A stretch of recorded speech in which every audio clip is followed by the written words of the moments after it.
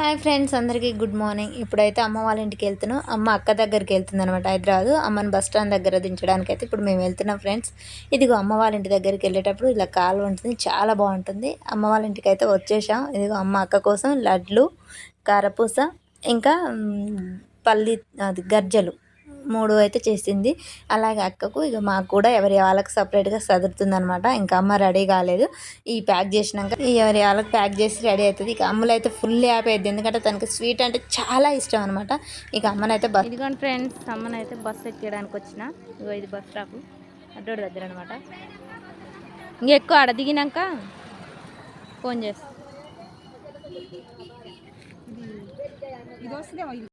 Hi friends, ఇదిగో ఇంటికి అయితే వచ్చాను. మా అమ్మ వాళ్ళ ఇంటికి వచ్చి నేను ఏం తెచ్చుకున్నా చూపిస్తాను.